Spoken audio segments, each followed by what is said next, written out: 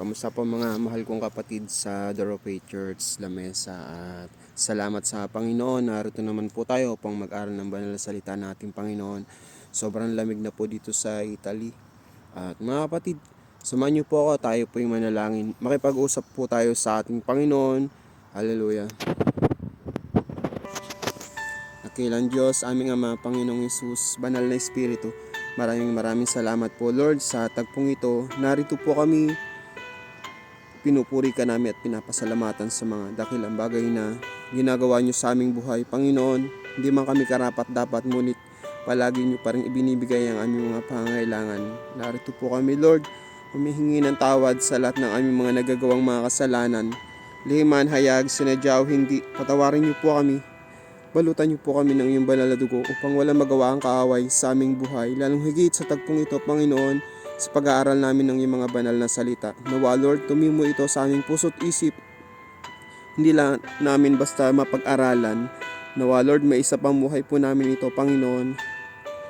Lord Jesus, inilalapit ko po sa inyo, Lord, ang aking pagkatao, Panginoon, ang aking pong gagawin, Panginoon. Nawa, Lord, ito ay maging kalugod-lugod sa iyo. Turuan niyo po ako, Panginoon, banal na Espiritu. Wala pong katagumpayan kapag hindi mo ako sasamahan. Kahit inaangkin ko na, Panginoon, ang pagsama mo, banal na Espiritu. Kayo po ang mangusap sa akin. Nawa, Lord, ang lahat ng mga lalabas sa aking labi ay maging kalugod-lugod sa inyo. At kayo po ang mataas sa aking buhay. Kayo mapapurihan at mapasalamatan sa oras ako'y nagsasalita. Gamitin mo lamang ako, Panginoon, upang maihayag ng maayos ang iyong mga banal na salita. Maging sa akin mga kapatid na makikinig, Panginoon, nawa ito ay may isa pang buhay namin, Panginoon. Maraming salamat po muli, Panginoon. Ito po ang aming samot dalangin na may pasasalamat at pagsamba sa pangalan ng iyong anak na si Jesus, sa palaging pagsama ng banal na Espiritu. In Jesus' name, Amen. Praise the Lord. Mga kapatid, tayo po'y mag-aral na ng banal na salita ng ating Panginoon. Magsipagbukas po kayo sa akin sa Exodus 20:22 hanggang 26 po. Amen. Hallelujah. Ang mga utos tungkol sa mga altar. Sinabi ni Yahweh kay Moses, sabihin mo ito sa mga Israelita, narinig ninyo nang ako'y magsalita mula sa langit. Huwag kayong gagawa ng anumang Diyos-Diyosan, pilak, man o ginto. Gumawa kayo ng altar na yari sa lupa. At doon ninyo susunugin ang inyong mga handog para sa kapayapaan. Doon din ninyo susunugin ang handog ninyong mga tupa at mga baka. Doon ninyo ako sasambahin sa lugar na ituturo ko sa inyo. Pupunta ako roon at pagpapalain ko kayo. Kung gagamit kayo ng bato sa altar na inyong gagawin, huwag kayong gumamit ng batong tinapyas ng pait. Ang paggamit ng pait ay isang paglapastangan. Huwag ninyo akong igawa ng altar na may baitang paakyat upang hindi malantad ang inyong pahubaran. Amen. Praise the Lord. Hallelujah. Salamat sa Panginoon sa katuruan niya ngayon. Napakahalaga po pala nitong ating topic ngayon. Totally, lahat naman po ng mga topic sa Biblia ay mahalaga. Ito po ay natataon at tugman-tugma sa mga pagkakataon. Amen. Ang sabi po dito ng ating Panginoon sa Exodus 20:22 hanggang 26 po. Itinuturo po dito ni Yahweh kung paano natin siya sasambahin. Itinuro po niya kung paano po tayo maghahandog sa Kanya, yung tama at kung anong hindi dapat. Amen. Sa verse 22 po, ulitin po natin basahin. Sinabi ni Yahweh kay Moises, sabihin mo ito sa mga Israelita, narinig ninyo akong nagsalita mula sa langit. Amen. Totoo po pala na kapag po pala talaga sinabi ng Biblia ay totoo. Amen. At ang ating Panginoon po noon ay nakikipag-usap talaga sa mga tao, lalong higit kay Moises. Siya po ang mensahero, ang siyang direktang kinakausap ng ating Panginoon. Ngunit ang ating Panginoon, si Yahweh, ay hindi po nagpapakita ng personal. Gumagamit po siya ng mga apoy o sa pamamagitan ng mga punong nagliliyab at sa pamamagitan din ng mga usok At katulad nga po sa mga unang napag-aralan natin, may mga panuntunan, may mga instruction po ang ating Panginoon na dapat po talaga nating sundin sa pag-aalay sa Kanya. At yung mga sinasabi po ng ating Panginoon ay huwag na huwag po nating babaliwalain. Kung minsan po kinakausap po tayo ng Diyos, minsan po o marahil po palagi, sinasabihan po tayo ng Diyos sa pamamagitan ng ating mga pastora at sa mga lingkod ng Diyos na huwag nating gawin, ngunit ginagawa pa rin natin. At ang ending po nun, minsan nasisisi natin ang Diyos na sinasabi natin na nanalangin naman tayo, ngunit may nagpayo po pala sa atin ng hindi dapat nating gawin. Kaya't ang pinakamainam po talaga na kapag hihingi tayo ng payo o kapag nakarinig tayo ng payo sa ating mga pastor at yung mga alagad ng Diyos, ay sundin po natin. Huwag po natin munang gagawin basta-basta ang isang desisyon upang hindi po tayo mapahamak. Kasi sa panahon po natin ngayon, hindi na po na direktang nagsasalita ang Diyos, hindi na po talaga natin siya naririnig na mula sa langit o mula sa naglalagablab na mga apoy, na naglalagablab na mga puno. Hindi na po ganun ang pamamaraan ng ni Yahweh sa panahon natin ngayon. Iba po ang pamamaraan ng Diyos sa panahon ni Moises at sa pamamaraan ngayon. Amen. Ngunit kapag sinunod po natin ang mga sinasabi ng ating Panginoon sa pamamagitan nga po ng mga pastor, mga lingkod ng Diyos, nangungusap po sa atin ng ating Panginoon at sikapin po talaga natin na makasunod sa ating Diyos. Huwag tayong manahan sa sarili nating karunungan o kaalaman dahil tayo ay mapapahamak. Sabi nga po na kapag tayo magdedesisyon, huwag lamang isang beses, kundi maraming beses nating pag-isipan bago natin gawin. Amen. Katulad nga po ng utos ng ating Panginoon, ay yung pong pagsamba sa Kanya, ang mga utos tungkol sa mga altar. Amen. At dito po sa verse 22, sabi po ng Lord, huwag kayong gagawa ng anumang Diyos-Diyosan, pilak man o ginto. Amen. Galit na galit po ang ating Panginoon at siya po ay nagseselos kapag meron tayong mga sinasambang Diyos-Diyosan. Ito, kahit man po ito ay gawa sa pilak o sa ginto, kahit sa gaano pa kamahal ang mga materyales na ginamit, ay hindi po pala yung kaloob at kalugod-lugod sa ating Panginoon. Amen. Ang sabi po dito, gumawa kayo ng altar na yari sa lupa, mga handog para sa kapayapaan. Doon din ninyo susunugin ang handog ninyong mga tupa at mga baka. Amen. Ang nais po pala ng ating Panginoon, gumawa tayo ng altar na yari sa lupa. Doon po natin ilalagay yung mga ihahandog natin at ang dapat po nating ihahandog sa ating Panginoon ay yung mga walang kapintasan. O sa panahon ngayon, kapag tayo maghahandog, sikapin po natin ang ating mga puso ay walang bahid ng karumihan o wala tayong kagalit. Amen. At sabi pa po dito ng ating Panginoon, doon ninyo ako sasambahin sa lugar na ituturo ko sa inyo. Pupunta ako roon at pagpapalain ko kayo. Amen. Nabanggit ko po kanina, kapag po tayo maghahandog sa panahon natin ngayon, dahil hindi na nga po mga hayop ang inahandog sa panahon natin ngayon, kundi yung ating mismong sarili. Kung yung ating mismong puso. Kailangan po na kapag tayo ay maghahandog sa ating Panginoon, yung atin po munang puso ay maayos, walang bahid ng sama ng loob, o wala po tayo dapat nakagalit kasi kabilin-bilinan po ng ating Panginoon na wag kayong sasamba sa akin kapag ganyan ang inyong kalalagayan. Kapag tayo ay maghahandog at ganun ang kalalagayan ng ating puso, sabi nga po ng ating kapatiran sa mga naunang mga bersikulo na kapag tayo ay maghahandog o kapag tayo ay lalapit sa Kanya, kapag yung lugar na pagsasambahan natin, yung naunang topic po na ang sabi po doon ng ating Panginoon na kailangan na labhan ang mga damit, kailangan na hindi makikipagtalik. Gusto kasi ng ating Panginoon na kapag tayo lalapit sa Kanya, talagang walang bahid ng anumang karumihan. Amen. Yan po ang isang napakahalaga sa paghahandog. Kahit na ang laki ng ibibigay mo sa Diyos, kahit ang laki ng ibibigay mo sa church, ngunit ang puso mo naman ay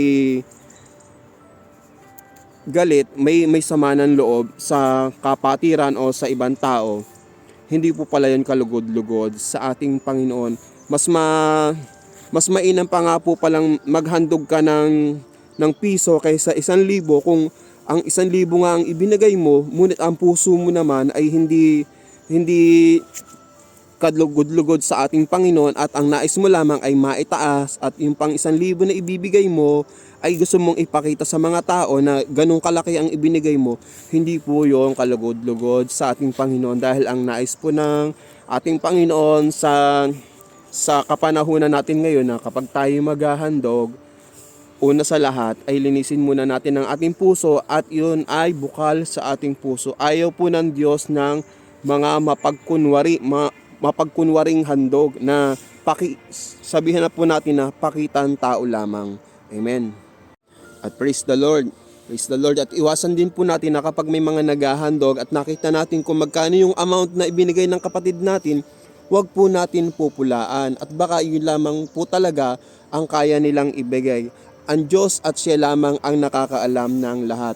Dahil tayo ay haharap sa ating Panginoon kung ano man ang ating mga sinabi, mga nagawang masama laban sa ating kapwa, yan ay ipagsusulit natin o pagbabayaran natin sa takdang panahon. Amen. Kaya kung wala po tayong magandang masasabi sa ating kapwa, lalong higit nasa loob tayo ng bahay-sambahan, huwag po tayong magsasalita dahil pananagutan po natin yan. Amen. Praise the Lord. At dito po, ang sabi pa po ng ating Panginoon, doon ninyo ako sasambahin sa lugar na ituturo ko sa inyo. Napakahalaga po talaga na pagsunod sa ating Panginoon upang hindi tayo mapahamak. Ang nice kasi ng ating Panginoon na doon nyo ko sasambahin sa lugar na ituturo ko sa inyo. Ang gusto ng ating Panginoon dito ay maging masunurin tayo. Amen.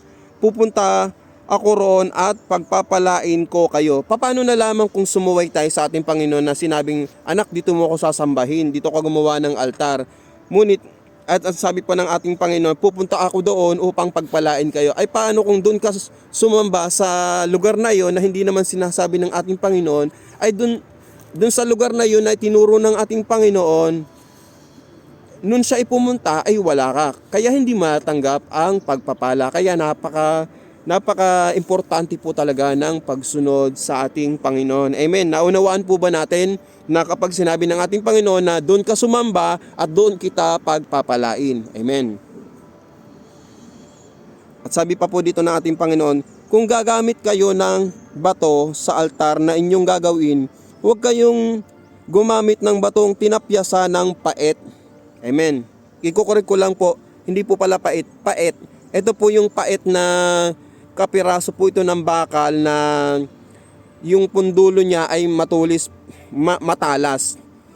Nung naalala ko po nung bata pa po kami, si tatay ay nagamit din po ng pait sa pagko-construction, sa paggawa ng mga basta isa po siya sa materials na ginagamit upang mabaak yung isang bato o kahoy upang maukit. Ito po pala ay ngayon ko lang din po naunawaan na ang paggamit po pala ng pait ay hindi kalugod-lugod sa ating Panginoon sa paggawa lang naman po ng altar at ayaw po ng ating Panginoon ng gagamit ng pait. Dahil po ang paggamit po ng pait ay ginagamit lang po yon sa mga construction. Amen. At ang nais po kasi dito ng ating Panginoon na ulitin po natin doon sa verse 25. Kung gagamit kayo ng bato sa altar na inyong gagawin, huwag kayong gumamit ng pait o yung pangtapyas sa bato. Amen. Ayaw po ng ating Panginoon na yung bato na gagamitin natin sa altar ay tinapyas o ginamitan ng pait. So ang tinuturo po dito ng ating Panginoon yung natural lamang na natural na hugis ng bato. Natural na hugis ng bato na hindi ayon sa ating kagustuhan. Amen. Kasi po yung paggamit po kasi ng pait, magagawan mo po kasi ng hugis ang isang bagay o ang isang bato ayon sa gusto mo. Ang gusto po ng ating Panginoon ay ayon sa gusto niya, yung natural na hugis ng bato. Kaya hindi po niya ina-allowed o hindi niya pinapahintulutan ang paggamit ng pait. At mga kapatid, ang sabi pa po dito ng ating Panginoon, ang sabi po dito na ang paggamit ng pait ay isang paglapastangan. Napakatindi po ng salitang ito. Ang paggamit po ng pait ay isang paglapastangan sa Diyos. Kaya hindi po pala nakakalugod talaga sa ating Panginoon ang paggamit ng pait. Kaya kung may mga instruction po na binibigay sa atin ng ating Panginoon, sundin po natin. At sinasabi po ng iba na mas maganda ito at mas maganda yung plano ng Diyos. Mas maganda yung gusto ng Diyos. Amen. At sabi po sa verse 26, huwag ninyo akong igawa ng altar na may baitang paakyat upang hindi malantad ang inyong kahubaran. Amen. Tunay na napakabuti nga ng ating Panginoon na kahit na yung ating pagsusuot ng damit, kahit na yung ating gagawin sa pagsamba, ay gusto ng ating Panginoon na kalugod-lugod tayo. Masagwa nga naman po na lalo't ang babae ang aakyat dun sa hagdan, ay makikita po talaga yun ng mga kasunod niya kung ano yung kasuotan niya. Kaya ang nais po talaga ng ating Panginoon ay kaayusan sa pagsamba.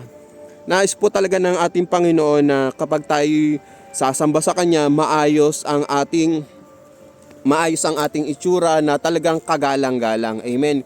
Yan po ang nais ng ating Panginoon at nawa may naunawaan tayo sa nais ng ating Panginoon at huwag tayong susuway sa mga utos ng Diyos upang hindi tayo mapahamak at hindi tayo magkasala.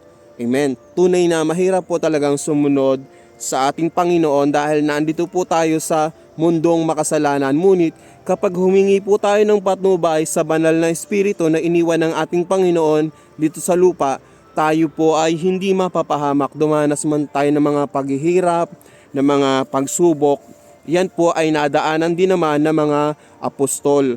Kaya't wala po tayong pwedeng ipagreklamo. Mapalad pa nga po tayo sa sitwasyon natin ngayon dahil sa ibang lugar, sa ibang bansa po ay hindi pinapayagan na mangaral na mga gantong magandang balita. Kaya't mapalad po tayo mga kapatid at pag may sinasabi po ang ating Panginoon, unawain po natin at wag po tayong magdaramdam. Kung minsan po kasi ang pagtutuwid talaga ay masakit. Ngunit kung ito naman ay isa ikabubuti natin, mas mainam pa na sumunod tayo. Amen. Kung lalabag po tayo sa kalooban ng ating Panginoon, masasaktan na tayo, mapapahamak pa. Ngunit kapag tayo'y sumunod sa ating Panginoon, nasasaktan man tayo sa pagtutuwid, tayo ay magkakaroon ng kaligtasan. Amen. Salamat po sa ating Panginoon. Mga kapatid, samahan niyo po, tayo po ay manalangin. Hallelujah, hallelujah. Panginoong Hesus, Ama, Banal na Espiritu, maraming salamat po sa mga napag-aralan namin ito, Lord. Nawa ito ay tumimo sa aming puso't isip na sa mga tinuro niyo sa amin, Panginoon, na kung paano po kami sasamba sa inyo sa Espiritu at katotohanan, kung paano po kami gagawa ng altar para sa inyo, Panginoon. Nawa ang mga gagawin namin ay maging kalugod-lugod sa inyo at bigyan niyo po kami, Panginoon, na espiritu na marunong sumunod sa mga nais mo, Panginoon. Kapag po kami ikinakausap niyo, Panginoon, nawa ang aming mga espiritu ay sumunod, Panginoon. Bigyan niyo po kami ng pusong natuturuan, Panginoon. Hindi po namin kaya sa sarili lang naming kakayahan. Salamat po sa mga banal na salita mo na nagpapalambot at nagtuturo sa aming mga puso. Dahil kung hindi po kami susunod sa nais mo, kami po ay mapapahamak at hindi namin matatanggap ang aming mga blessing na katulad po ng sinabi mo na kung saan kami gagawa ng altar ay dun kami gumawa at dun kami sumamba dahil dun ka pupunta at ibubuhos mo ang pagpapala.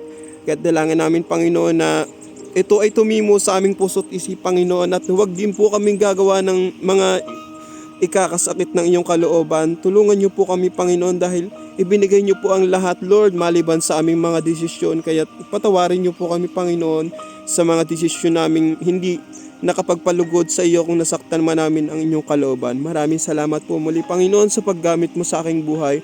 Nawa, Lord, sa oras sa palagi mo kong gagamitin ay ikaw po ang mataas sa aking buhay at sa aking mga kapatid na mga nakinig at makikinig pa at manonood ng daily devotion na ito, Panginoon. Nawa ito ay tumimo sa aming puso't isip. Lord, inadalangin ko po ang mga nangunguna sa Door of Faith Church, Panginoon, kay Pastora Chrissy, na sa kanyang buong pamilya at kay Pastor Alan, Panginoon, at lahat ng kanyang buong pamilya, naniniwala kami at nananampalataya sa lahat ng aspeto ng kanilang mga pangangailangan. Marcos 11:24, ito ay ibinigay mo na maging kay Elder Wilma, Panginoon, sa kanyang buong sambahayan. Naniniwala kami at nananampalataya na one day makakasama na niya, Lord, ang kanyang mga kamag-anak sa paglilingkod at pagpupuri sa iyo, maging sa mga music ministry, Panginoon, nawa maging kalugod-lugod sila, Panginoon, sa lahat ng mga gagawin nila ay ayon sa iyong kalooban, maging sa bata at sa mga matatanda, Panginoon, na miyembro ng Door of Faith Church, at sa lahat ng mga nanonood ng daily devotion na ito. Naniniwala kami at nananampalataya na lahat ng mga dalangin namin ay iyong tunugon na Marcos 11:24, maging sa mga senior citizen na may mga karamdaman ng mga nahihirapan sa sitwasyon nila. Naniniwala at nananampalataya po kami, Panginoon, na ikaw ang kapanatagan, ikaw ang kontentuhan at ikaw ang kagalingan sa aming mga sitwasyon, Panginoon. At maraming salamat po muli, Panginoon. Dinadalangin ko po, Lord, ang lahat ng mga tumatayo sa daily devotion na ito, na nawa, Lord, maging kalugod-lugod palagi kami sa iyo sa oras na kami yung gagamitin. Kayo lamang po ang mataas at mapapurihan, Panginoon. Dinadalangin po namin, Lord, ang bansang Pilipinas. Lord, cover the blood of Jesus sa aming bansa, na wala na pong salot na makapinsala sa aming mga kababayan doon, Panginoon. Maging sa aming bansang Italia na kinalalagyan, pagpalain niyo po kami, Panginoon, ang aming mga pinagtatrabahuhan upang mag-flow ang blessing sa aming buong pamilya. Maraming salamat po muli, Panginoon, at dinadalangin din po namin ang inyong mahal na bayang Israel, Lord. Tulungan niyo po sila, Panginoon, at kayo po ang maghari sa puso't isip ng namumuno dito. Maraming salamat po muli, Panginoon. Ito po ang aming samot dalangin na may pasasalamat at pagsamba sa pangalan ng iyong anak na si Jesus, sa palaging pagsama ng banal na Espiritu. In Jesus' name, Amen. God bless us all, mga kapatid. Patuloy po tayong tumutok sa daily devotion dahil ito po ay napakahalaga at nagpapalakas ng ating espiritu. Amen.